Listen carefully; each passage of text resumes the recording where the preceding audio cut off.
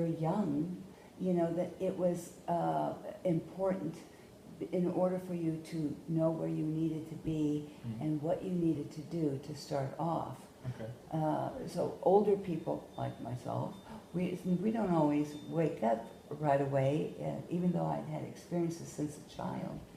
It wasn't until I was in my 40s that I began having conscious contact, and 50s before I began having contact with the masters, the council.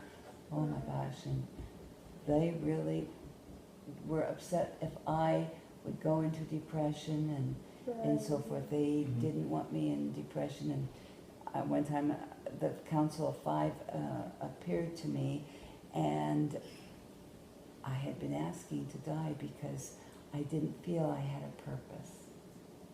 And I just felt like there's something I'm supposed to do and I'm not doing it.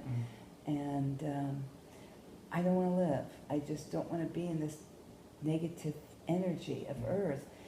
And the head of the Council of Five spoke to me. It was a man, and they all wore white gowns, but he was bald, and he said, "You cannot go now.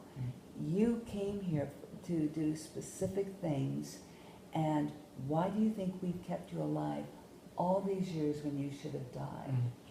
So we understand they do what they can to keep us here, to assist us in what we need. It's search and rescue. When I say search and rescue, what does that bring to your mind? What do you think?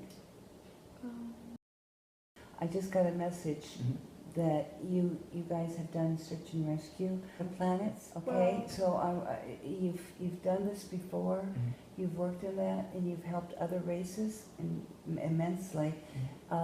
So what these experiences are to trigger memories of your own times when you've had to survive certain conditions. You guys are extremely strong, but you do so much more. But you volunteer when you hear about certain, and this is just what I'm getting, and whether or not it feels real. It does feel. It does. I feel it. Feels right. Definitely. Yes, because it's like a lot of times you volunteered when there have been rogue beings that have invaded other planets, and you have been there to help the survivors and to help them reorganize and things like this. But the most important things to you is to help them in situations where, like this, they don't have food, they don't have any protection, and so forth. But you're there.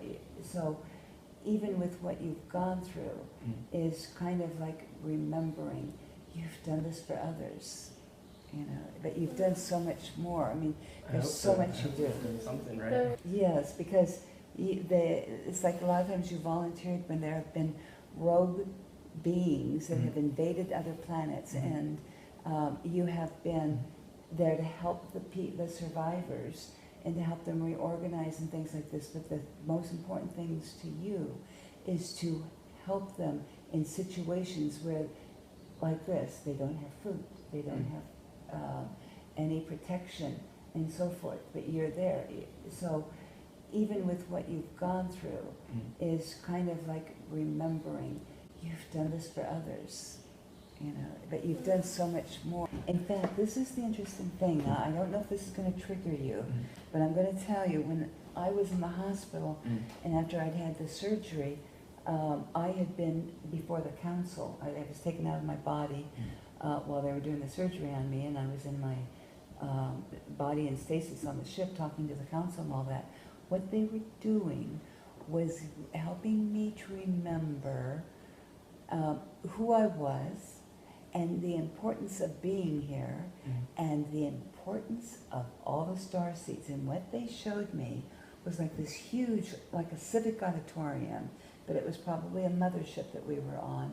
And we were all sitting around and we were learning about Project Earth and what they needed help with, and how important it was that the humans that were ready for the Ascension, those that got ready for the Ascension, that they be taken out of the matrix and taken to, whether it be the ships or through the stargates, but where they will be presented with, because once you you've ascended the third dimension, you go into higher dimensions. Mhm. And what's interesting is they keep telling me, it's kind of like a job fair. They said when those who have ascended, they get to decide if they want to experience being different beings, and so they're being given what does the Galactic Federation do, That's amazing. different alliances, and all different programs, even Ashtar's. Ashtar's one of them. And the ship that you described, the blue ship, is Mhm. Ashtar's ship, and that would seem very apropos that was watching over you. Thing. This is the interesting thing. I don't know if this is going to trigger you, but I'm going to tell you when different. You've got a lot. There's a lot. Your Akashic records are heavy duty, and you've got them in your. Well, when Steve gets back, I'll explain this about your DNA strand that you designed. Did I tell you about that? I think you mentioned on the phone that it was, the DNA. Oh, the DNA. Yes. Before all of us came here, when we sat in the Civic Auditorium and we heard about Project Earth, Right. and we chose who our team members were and so forth, Right. we also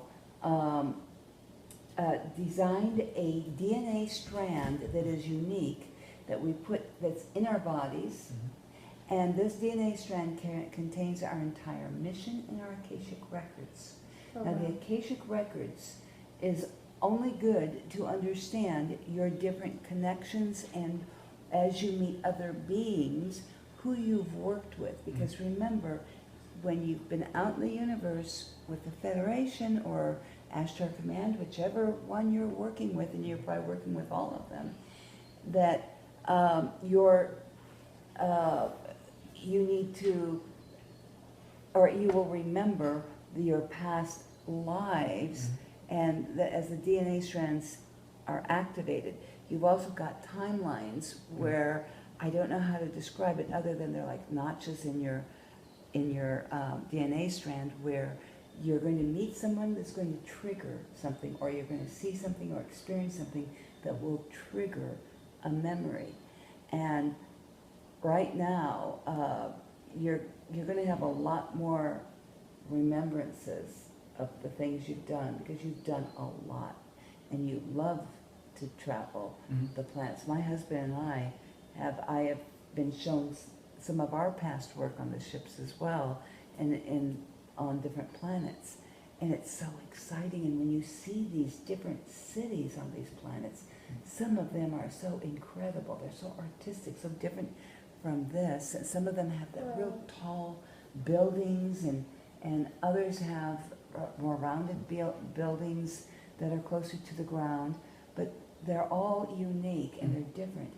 And we've gone to other planets to seek out those that would volunteer, that we've helped before in other missions, those that wanted to volunteer to come to Earth to assist. I always, when I try to connect with my star family and so forth, I always send white light to them and unconditional love, and I say, thank you so much for being in my life. And then what I do, like when I've had healings, I've also learned that I have to say, especially if it's something urgent, like one time I was having an aneurysm, it was about to erupt in my head, and I knew I was going to die. So I literally said, if you want me to finish my mission here, you need to heal me now. And instantly I was out cold. When I woke up, I was completely healed. But tell them what it is you need assistance with, and that you want it clear. Okay. And you can call them in and you say, whichever wants to heal me and assist me with this is what I need. The same thing when I was taken on the mothership to have my, the first brain tumor I had healed on the mothership. I was thinking, I'm just going to go ahead and die, because I don't want my family to go through this, and I don't want my head cut open. Don't want to go through any of that. And instead, I ended up going camping with a friend of mine, and while we were staying in the cabin, I knew I was going to see the star people. I was seeing them 4 to 5 times a week, and they were wonderful, and that was bringing the men in black to me and the government.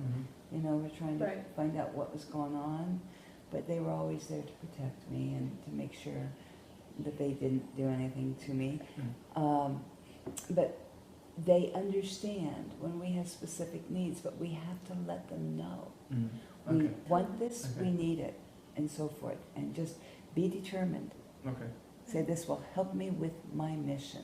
And you can ask them to take you on the ship and do this, or they also have, well, like for example, on this mountain, I know they have them in others, in the facility, what they call the facility, there is a golden orb that is about 10 feet in diameter. And this orb rejuvenates the body to allow the beings to survive the density of the third Oh, dimension. wow. Oh, I Okay. see. Okay. In here, right, in the. Yeah, under the mountain, there is a facility, and there's, the beings are just fabulous. Wow.